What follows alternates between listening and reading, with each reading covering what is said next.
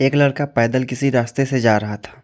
उस लड़के ने देखा कि सामने वाले बिजली के खंभे पर कागज़ की पर्ची चिपकी पड़ी है और उस पर्ची में कुछ लिखा हुआ है।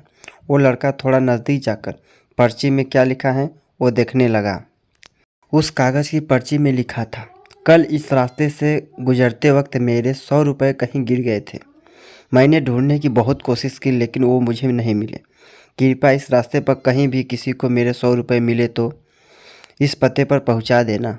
पर्ची में उसका एड्रेस भी लिखा हुआ था। लड़के को ये पर्ची पढ़कर उस एड्रेस पर जाने का मन करने लगा। वो लड़का उस एड्रेस पर जाने के लिए आगे बढ़ने लगा। उस एड्रेस पर जाकर लड़के ने देखा कि वहाँ पर एक झोपड़ी है। लड़के ने बाहर से आवाज़ लगाई तो उस झोपड़ी में से एक वृद्ध औरत लाठी के सहारे बाहर आने लगी। लड़के को पता चल गया कि वृद्ध औरत सिर्फ अकेली ही इस झोपड़ी में रहती है। वो लड़के ने उस वृद्ध औरत से कहा, ये रहे आपके 100 रुपये।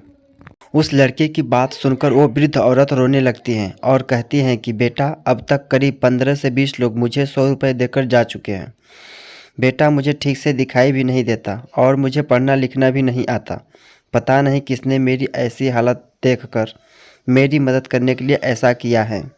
लड़के ने 100 रुपये रखने के लिए कहा पर वो वृद्ध औरत नहीं मानी। लड़के के बहुत आग्रह करने के बाद आखिर वो वृद्ध औरत मान जाती हैं, लेकिन उस लड़के से कहती हैं कि तुम जाते वक्त वो पर्ची वहाँ से फाड़ कर फेंक देना।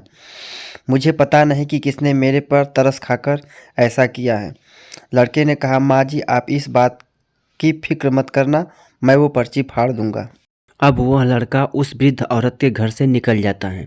थोड़ी देर चलने के बाद उस लड़के के सोचा कि आखिर मुझसे पहले आए हुए 15 से 20 लोगों को भी इस माँ जी ने वो पर्ची फाड़ने को कहा होगा, लेकिन उनमें से किसी ने भी पर्ची को नहीं फाड़ा, तो फिर मैं क्यों फाड़ दूँ। वो लड़का उस पर्ची को बिना फाड़े ही वहाँ से चला जाता है। उस लड़के के मन में उस व्यक्ति के लिए बहुत ही आदर और सम्मान था जिसने ये तरीका ढूंढा था और इस ज़रूरतमंद वृद्ध औरत की मदद की थी। हमारे मन में सिर्फ किसी ज़रूरतमंद की मदद करने की इच्छा होनी चाहिए, क्योंकि मदद करने के तो बहुत सारे तरीके होते हैं। हम किसी भी तरह मदद कर सकते हैं।